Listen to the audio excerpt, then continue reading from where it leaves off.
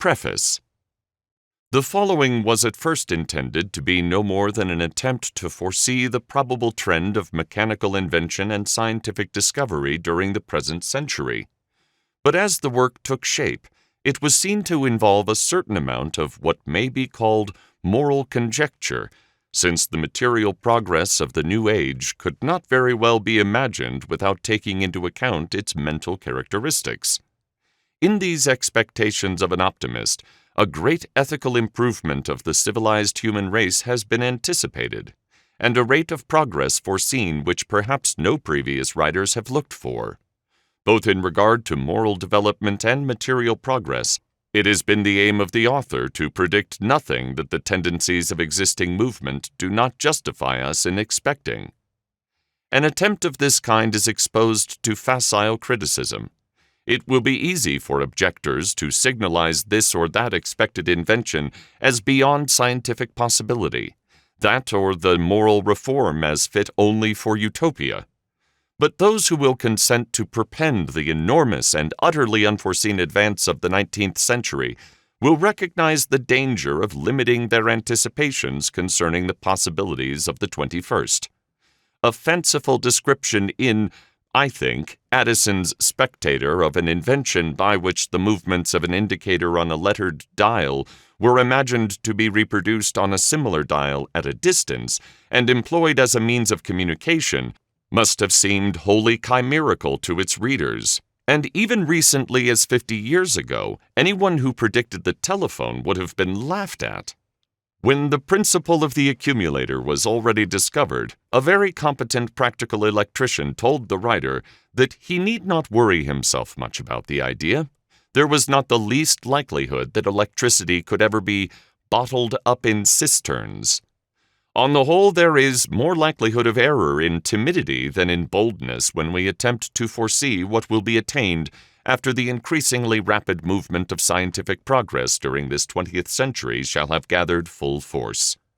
For the rest, criticism of this sort is disarmed because the reader has been in any case invited to enter a realm of more or less pure imagination. No one can exactly know with what births, monstrous or beautiful, the future may teem. Admitting a certain point of view, that of almost unrestrained optimism, the predictions here offered will, it is believed, be found to be along the line of existing progress. Beaufort House, Brentford. Chapter 1. The Rate of Progress. To anyone who has considered at all attentively the enormous material advances of the 19th century, a much more remarkable thing than any invention or improvement which that century brought forth must be the speed of human progression during the 100 years between 1800 and 1900, and the extraordinary acceleration of that speed which began to establish itself about the year 1880. But indeed, during the whole century, our forward movement was steadily gaining impetus. The difference between the state of the world in 1700 and its state in 1800 is insignificant compared with the differences established between the latter date and the opening of the 20th century. But it is hardly less insignificant than the progress of the decade 1800 to 1810 compared with that of the decade 1890 to 1900. We are, in fact, picking up speed at an enormous rate. The beginning of the 21st century will exhibit differences when compared with our own day, which even the boldest imagination can hardly need be restrained in conjecturing. The latter part of the 19th century was the age of electricity, just as the middle part was the age of steel. The first part of the 20th century is evidently going to be the age of wave manipulation, of which wireless telegraphy, as we know it, is but the first infantile stirring. When the developments promised, and they are already quite easily presagible, by wireless telegraphy will give us, and what they will be superseded by, can only be very dimly imagined. What their effects will be upon the human race in itself, no one has yet ventured even to hint at. Few things are more remarkable in the numerous and highly varied experiments of vaticinatory fiction and more serious efforts of prognostication than the utter absence of any adequate attempt to forecast the future of the race itself. Social and political changes, the enormous differences which are certain to be effected in the manner of human life, have been from time to time more or less boldly imagined, and a couple of volumes of very able forecasts of the future have recently been published by a writer of singular vision and highly trained scientific imagination. But it does not hitherto appear to have been at all fully perceived that the moral constitution of man himself is quite certain to be profoundly modified, not alone by the influence of a material environment which will have been changed as the environment of man has never been changed since the first inhabitation of this planet, but also by the steady development of inward changes which have already begun to manifest themselves. Since the year 1800, ideas which, so far as we have any means of knowing, had been regarded as irrefragable ever since man first began to think and to set his thoughts upon record, have been utterly shattered. One has only to compare the opinions of even average thinkers of our own day on such subjects as marriage, the status of woman, the education of children, with the opinions practically current without material change since the dawn of history in 1800, to perceive the truth of this statement, and the change of attitude on the part of civilized people outside the Roman Catholic Church, and to some extent even within it, towards religion is not less remarkable. An enlightened man of the present day is so radically different in all his ideas from a similar individual of the early 19th century that it is hardly possible for a modern student to write with any intelligence on the deeper significance of lives and events prior to 1800. Grotesquely inadequate as most historical novels of our own day are, they are perhaps hardly less inadequate than our own understanding of the novels of Sir Walter Scott. Scott could probably write of crusaders and the age of chivalry without committing serious blunders of sentiment. What the world thought in the age of Saladin, the world practically thought in the age of Napoleon. But the irresistible infection of modern ideas has made it hardly possible for us to enter with any fullness into the sentiments of Scott, and the sentiments put into the mouth and the thoughts into the mind of the hero of any historical novel of our own day would be utterly incomprehensible to that hero, could he by some miracle be resuscitated, and could we translate them literally to him. We unconsciously endow the personages of our historical fiction with ideas for which they had not even the names. And the development of the human mind proceeds apace. It will be even more difficult for the ordinary cultured man of 100 years hence to form any full conception of our ideas than it is for us to appraise the mental attitude of the men of the 18th century. To take a single example, the humanist warrior of the Napoleonic Wars appears a monster of cruelty if compared with the sternest of modern generals. Napoleon devastated provinces without a word of censure from competent critics of the art of war. A howl of execration went up, not from continental Europe alone, at the measures, seriously embarrassing to our military operations and enormously helpful to our enemy, which the British generals took in order to diminish the sufferings of the non-combatant population of the Transvaal. Camps of refuge, it appears, did not sufficiently excel in comfort the hospitals of our own wounded. And there is a section of the press in this country which still occasionally remembers, to complain of it, the fact that our generals found it necessary, for military reasons, to burn farmhouses. I should not like to attempt the conjecture what Wellington would have said in answer to such a complaint, or what he would have done to a self-appointed emissary who visited his camps for the purpose of criticizing his action. It would have been no more impossible for him to foresee the day of such things, however, than it is for us to predict the moral sense of the year 2000. The fact is that we have greatly deteriorated in war, although, or rather because, we have even more greatly improved in morals and feeling. William Morris conceived of a man in the Comino time as a sort of recreated medieval. Mr. Wells conceives him as practically a 19th century man, with his ideas merely adjusted to new material conditions. Bellamy described him in terms of a being inconceivable by any sort of reason.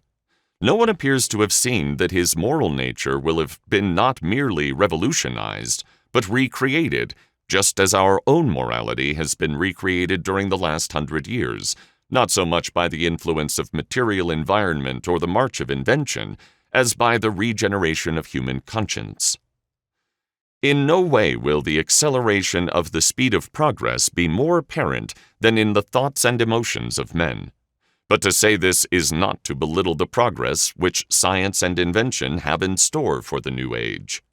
In applying a sort of imaginative telescope to the mental eye, it will be necessary to keep constantly in view the utter inconceivableness of modern achievement by the civilized world of the past. When electricity was no more than a sort of scientific plaything, when notions of its possible uses were, as in Davy's time, far less substantially imagined than, for instance, the possible uses of radium are today, even scientific thinkers, endowed with what Huxley so luminously applauded as scientific imagination, had no rudiment of the materials for conceiving such inventions as the electric telegraph, far less the possibilities of transmitted and picked up wave energy. And here, at the beginning of wireless telegraphy, we are no less in the dark as to what will develop from it and what will supersede it. The 19th century progressed almost from first to last on the strength of the discovery of how to utilize the stored energy of coal, whether directly in the steam engine or indirectly in the dynamo electric machine and the electric motor. With the end of the coal age already well in view, we can only conjecture what the sources of mechanical power will be 100 years hence. Before we have quite exhausted our coal measures and begun to draw more liberally on our stores of petroleum, we shall no doubt have abandoned altogether so wasteful a contrivance as the steam engine.